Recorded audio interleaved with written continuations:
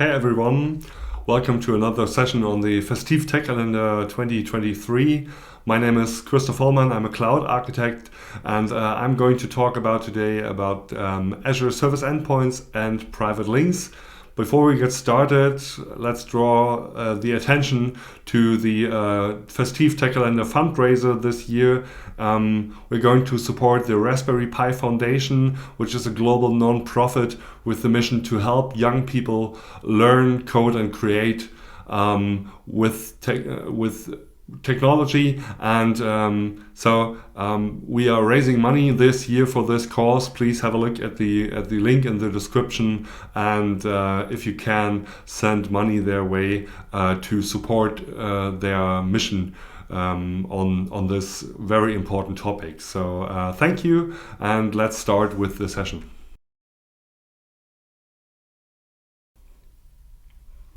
Let's have a look at our demo environment for our session today. This is the whole environment. Don't be scared. We will go through it step by step, but I just wanted to start with an environment that is more realistic than just a simple proof of concept environment. So this is a classic environment where you have an hub and spoke network architecture that you find most of the times in Azure. So we have a hub here in the middle. This hub has deployed Azure Firewall and a virtual network gateway. So this virtual network gateway is connected to this network here at home with the home router, and onto the hub connected are three different networks called spoke networks as usual. So three different networks. We have VNet peering to those virtual networks. We have a routing table attached to those virtual networks. So the routing table tells the virtual machines and components that are deployed into those spokes, if you have traffic, you have a default route for traffic, and the default route for traffic is go to the Azure Firewall sitting in the hub. So this is the normal way of deploying networks to Azure, and this is why I've used this. I'm using this today. Also, what we have is we have SQL servers deployed. Three SQL servers are deployed to our environment here today. And we will connect to those SQL servers in different ways. The first one is the classic access if you do not configure anything else. So we will start with the public access to the SQL server. So let's say we have our SQL server here, demo public database Windows net, and we want to connect from this virtual machine living in this spoke network to this SQL server. What this virtual machine will do is, first of all, you have to provide the FQDN to the SQL server, so demo public database Windows net. What this virtual machine will then do is it will resolve this name to an IP address. So let's have a look. Go to the demo public VM right here. Just opening up a PowerShell using NSLOOKUP, quite simple, and we have to put in like the name of our server, which is demo public database windows.net, and you can see if we resolve the name, we will get back a public IP address. So if this server tries to connect to this SQL server, the traffic will flow from here, like from the spoke network, via our routing table, because we have the default route in there, go to the Azure Firewall. The traffic will then leave the Azure Firewall, and this Azure Firewall will then connect to our SQL server right here. And on the SQL server side, you will see you have to whitelist the public IP of our Azure Firewall. We can have a look in our environment here. Let's have a look. This is our SQL server. And if we go to networking, we can see on the public access pane, we have a rule called Azure Firewall, and it has the IP address of our Azure Firewall, the public IP address of our Azure Firewall. And let's check if it works. Going to the Azure Data Studio installed on this server, and this is our connection, like the normal name and our login data. And if we try to connect, yes, we can make a connection to it and see our database from this server. That means we have enabled the connection from this virtual machine via a public IP address from the Azure Firewall, and this machine connects the public IP address of the SQL Server. So public IP addresses all over the map. You normally don't want to have public IP access to your platform service. You want to secure it to your virtual networks within your environment. And this is where service endpoints comes into play. So service endpoints allows you to enable the private IP address range to be whitelisted on the SQL Server itself. Service endpoints is a feature which you enable on the virtual network or on the subnet of the virtual network, and this then allows you to whitelist the private IP range on the platform service. So let's see. So service endpoints, coming back to our demo here, we have a second virtual network, the service endpoint VNet, and we have subnets here. And if we have a look at the default subnet, where our virtual machine is connected, you can find here service endpoints, and you can see here the service endpoint for Microsoft.SQL is enabled. You can enable all kinds of service endpoints on a subnet. Not all platform services are supported, but you can see here which of those are supported, and you can enable a service endpoint on a subnet level. This subnet, or the service endpoint enabled on this subnet, allows you now to whitelist the IP range on the SQL Server. So let's have a look at our demo service endpoints SQL database. And if we have a look at networking,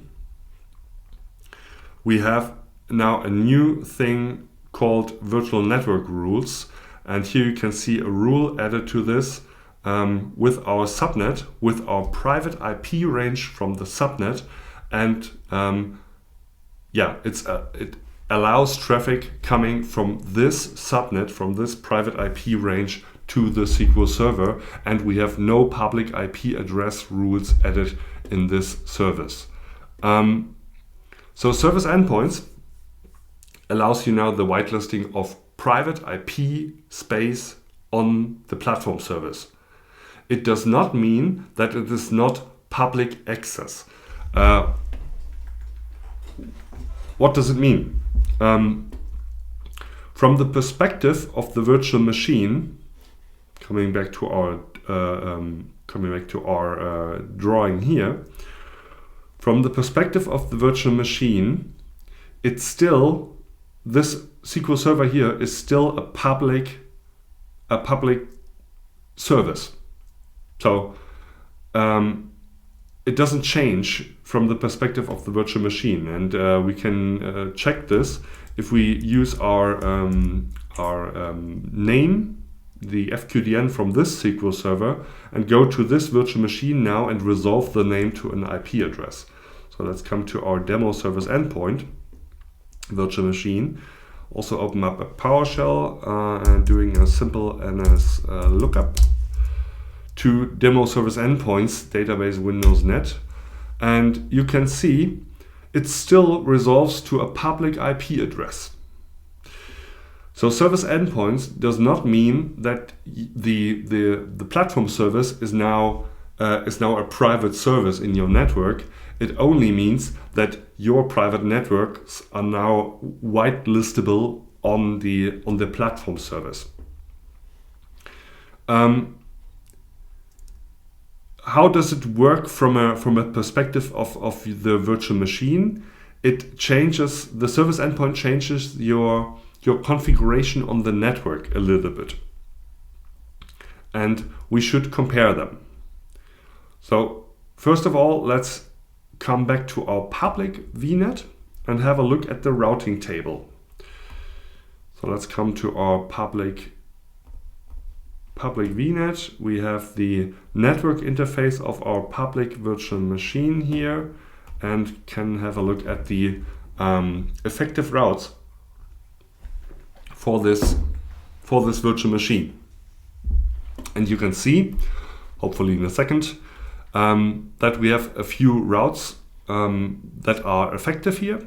The first one is traffic for systems staying within this virtual network, stay within the virtual network. The second one is the peering to our hub. And so that means, okay, if you want to reach some systems in 10.2/24, go over VNet peering to the hub. We have the default route to the internet, which is invalid now because we have our own routing table and added the default route and told the default route, well, your next hop is a virtual appliance, which is 10.204.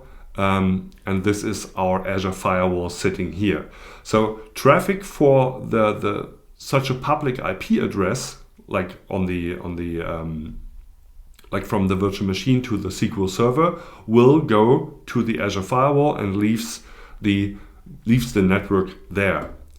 And now let's compare this to the routing table for this virtual machine in this service endpoint VNet.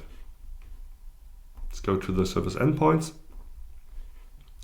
We have deployed a virtual machine there as well, and this virtual machine has a network interface, and we should open up the effective routes. Remember, we have added a service endpoint to this subnet, and this service endpoint has added another route. So here we have it. Still, we have our virtual network route, we have our VNet peering route, and we have our user-defined route that points to our Azure firewall. But we also have another entry here, which you can see as a next hop type virtual network service endpoint. And this entry has 50 address prefixes added to it. And those address prefixes are all address prefixes, public address prefixes for SQL databases and Azure SQL servers that Microsoft deploys. So no matter which SQL server you're now trying to connect from this virtual network, it will use virtual network service endpoints to do so. That also means the traffic will leave the network here. Remember, you're going here. You're making an NS lookup to the SQL server, to the FQDN of the SQL server, and the public IP will come back. And now the virtual machine tries to connect to this public IP. Yes, we have our default route added in here, but there are more specific routes available to this virtual network than the default route. So that means the traffic for SQL servers from this virtual network, you cannot see the traffic anymore on your firewall in your hub network. The traffic will leave the network at this point, and this allows actually the whitelisting on the platform service itself. It also guarantees you that the traffic will stay on the Azure network, on the Azure backbone here. So traffic leaving now the virtual network in this on this place here and goes directly to the SQL server. So this is nice. It also is easily configurable. Yeah, you only have to enable the service endpoint on a subnet, and then whitelist your subnet on the firewall of the platform service. So it's the same deal for Azure Storage Account as it is for SQL Service. You just enable the subnet and the private IP range of the subnet on the platform service. And from a networking perspective, you're then able to connect to the services. You still have to do your authentication and authorization, but in the end, from a networking perspective, you're allowed to connect now. Other upsides, it is free of charge, so you do not pay extra money for enabling service endpoints in your network, and so it is a good way of securing access to your platform service. So service endpoints, a good way to connect to the service. You can enable service endpoints on as many subnets as you like, and whitelist as many service endpoint subnets on the platform service as you like. There are limits, but those limits are quite high. So, the story could end here. We now have connectivity we have whitelisted our private IP ranges on the platform service, so all is well and good, right? Well, there are scenarios where you say, okay, I do not want to connect to a public endpoint at all. I want to bring the platform service down to only private access, because remember, we are still resolving to a public IP, even from our private virtual machines. We are still resolving a public IP to this, and so it's still public access. Also, this connection works from this virtual network or from this subnet here. But what about the connection, for example, from my home network to this database? If I'm going to connect from my home network to this SQL server, I will still use my public IP address to access this SQL server. That means I still have to whitelist my public IP address on the platform service. It also means my traffic is going through the big bad internet to this service. So in those scenarios, service endpoints are not enough. So we have to choose another option for securing our service.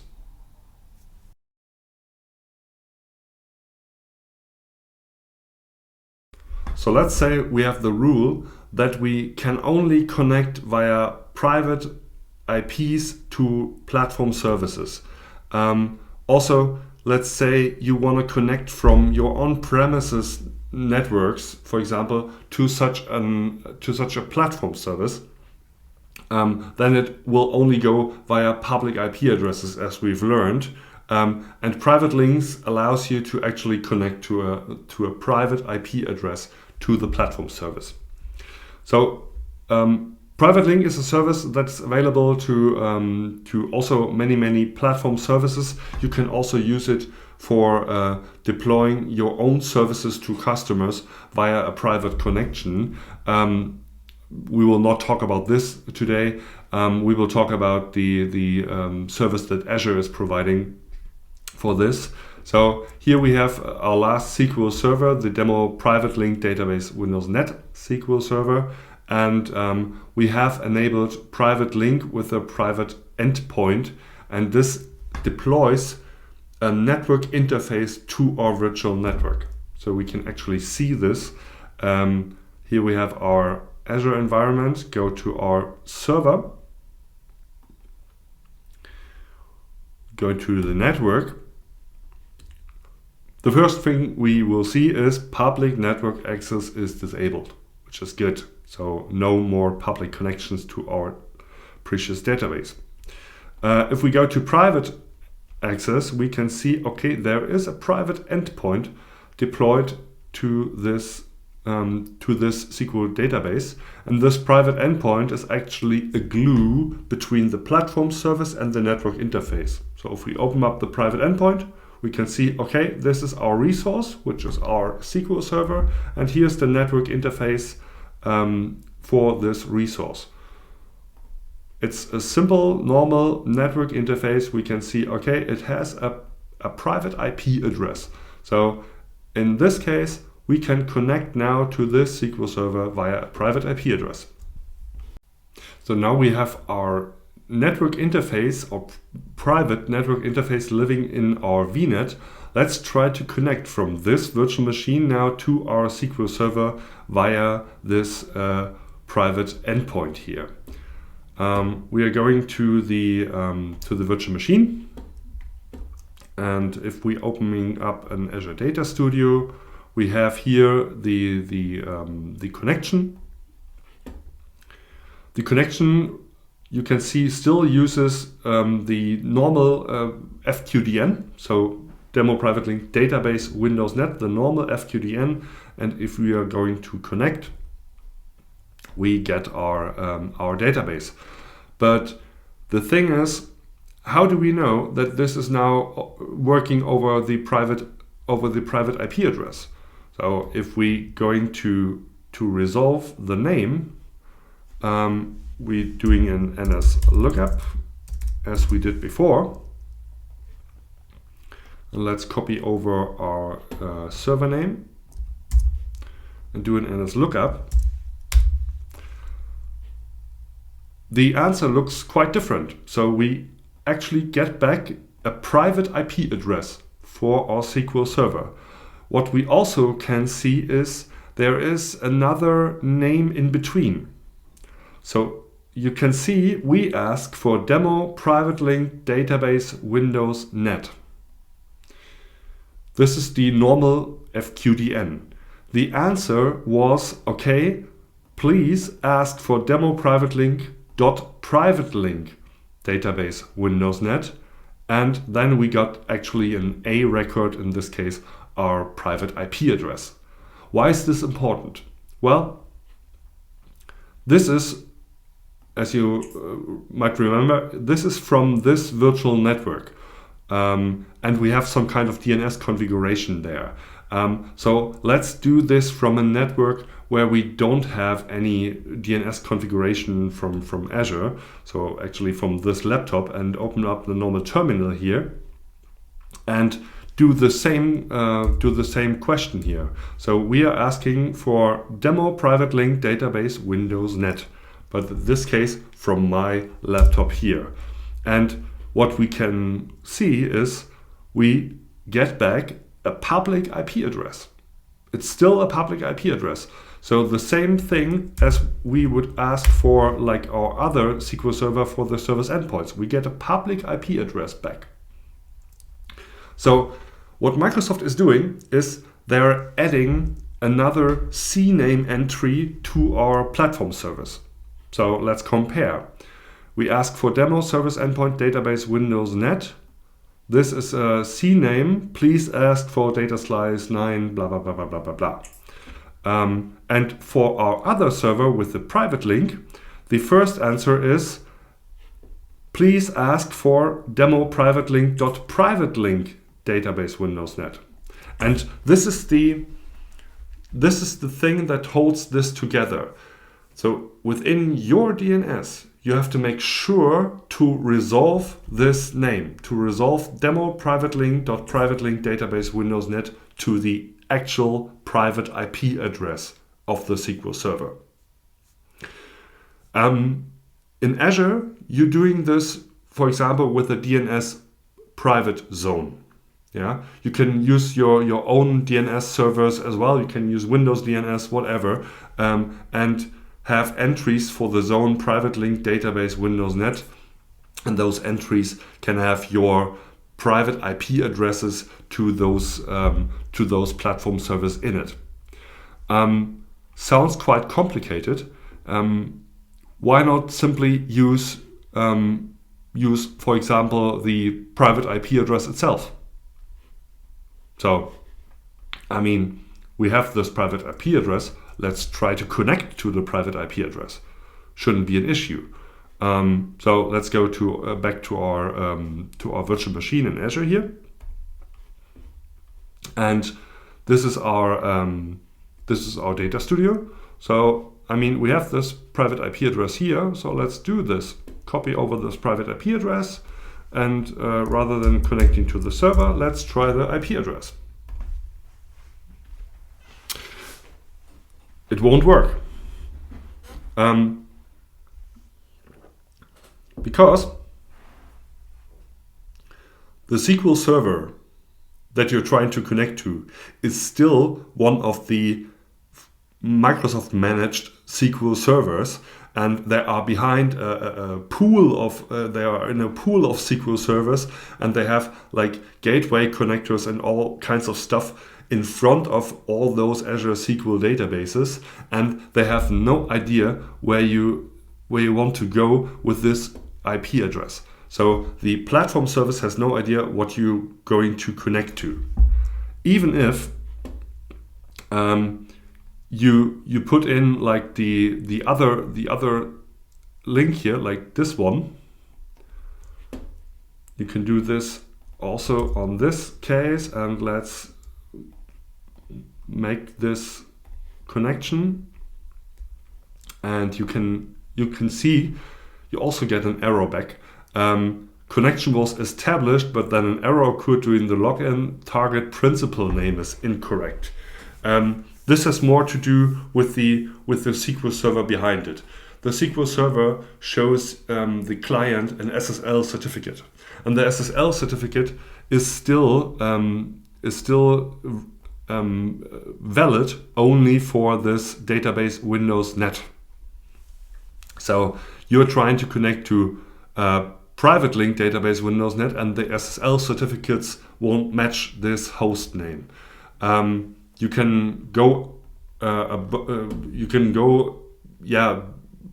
still go through it if you tell the client, okay, trust the certificate, whatever has been shown to you, you can connect to. But in this case, this is not a good practice. So, in short, you have to make sure that you're still connecting to the normal FQDN of the service. And within your DNS infrastructure, you have to make sure to resolve the name to the private IP address. So let's go through this. This virtual machine is trying to resolve demo private link database Windows Net. And when you have a look, we can have a look in the network here. Go to the private link network, go to the DNS servers, and you can see we are using 10.2.04 as our DNS server. 10.2.04 is actually our Azure Firewall deployed here.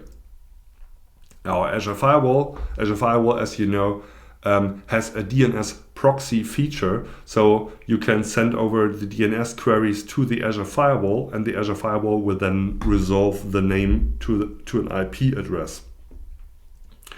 And so let's have a look at the Azure Firewall then, because this is our next DNS server. And the DNS server here, let's have a look in our policy and go to DNS. You can see we have the DNS proxy enabled, as you can see here, and our DNS servers that are now going to be used are the Azure default DNS servers. Means the DNS query will leave this network here. And in Azure, you can then connect a private DNS zone to this network. And so let's see. Here we have our resource groups, and go to the base resource group here. and you can see we have different kinds of private DNS zones. The DNS zone that is interesting to us is this private link database windows.net DNS zone. So this DNS zone has an A record. Like this is the record that actually resolves the name of our SQL server to an IP address. So here we have our name, like demo private link, resolving to 10.2.3.68. So this is the private endpoint that sits in our network. So this is the DNS zone that is managed here, and this DNS zone is connected to our hub VNet. And because we had the whole dance here, let's come back to this, because we had the whole dance of when we asked for private link database windows.net, our public FQDN, Microsoft answers with, please try to ask for private link database windows.net. And this is where our private DNS zone kicks in and resolves it to a private IP address. So in short, you have to make sure that you have your DNS in order,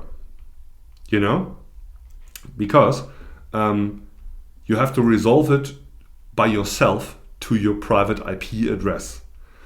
Means even systems that you have deployed on premises, you have to make sure that you resolve this private link.database.windows.net to the private IP addresses of your platform services. You have to do it by yourself. You can use DNS private zones in Azure. You can use your own DNS infrastructure, whatever works for you. You can even do it via hosts files. So this is what I have done on this laptop here actually, because I didn't change my whole DNS infrastructure in my on-premises systems. But so because I've only have it as an host entry, if I try to ping the demo private link database windows.net, it actually uses my hosts file, and it then sees, okay, it's actually my private IP address 10.2.3.68. So if I'm opening an Azure Data Studio on my local machine here and using this private link database windows.net, I can actually connect to this database and connect to this database via the private IP address of my network, of this network. So private endpoints, the complicated stuff is not the private endpoint itself. The complicated stuff is the DNS resolution to this. So this is what I've mostly seen in other environments from customers, where they have problems with their DNS resolution. So when you try to debug your private endpoints, when you see, okay, we can't connect to the service, make sure that you actually resolving the entries to the right IP addresses, because otherwise you can see if this is not the case and we are trying to resolve the name on a not correctly configured network, we get still back the public IP address, and remember, public IP access on this SQL server is disabled.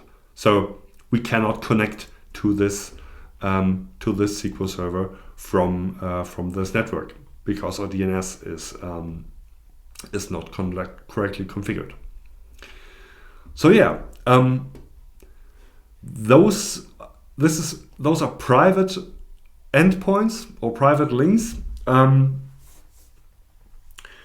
A few things to note here. Apart from the more complicated stuff with the DNS, you should also be remembered, private endpoints are not free of charge. So as you know, service endpoints are free of charge. You can enable them on the subnet. And as you have seen, there's not much to configure, like opening up you configuring the service endpoint on the subnet and whitelist your subnet on the platform services, and you're good to go. With private endpoints, you deploy the private endpoint to your virtual network, and those private endpoints coming with a charge. So each private endpoint you deploy to your network comes with a charge. So there's a base fee for every private endpoint you deploy to your environment, and also all traffic that is coming from this SQL server over this private endpoint, or that you are pushing over this private endpoint to the SQL server, will be charged. So keep this in mind before you are deploying private endpoints to your environment, because it can get a little bit expensive. Yeah. So this is what I wanted to show you today, the difference between public access, service endpoints, and private links. All of those can be valid options for your environment. Choose wisely. Keep in mind, it's easier to deploy service endpoints. They are not as feature rich as private links, but they are at least free of charge. Keep this in mind before you're deploying all kinds of private links to your environment. But at least make sure that you have a secure environment, be it with the firewall and only allow public access to your environment from specific public IP addresses, or via service endpoints and the private range of your networks, or via private link, which allows you then to connect from all kinds of connected networks to your platform service. At least choose an option that is more secure than just leave the platform service open up to all public access. So this is all I want to show you today. The whole environment you've seen today is available on GitHub. I will add the link here, and you can just deploy it by yourself.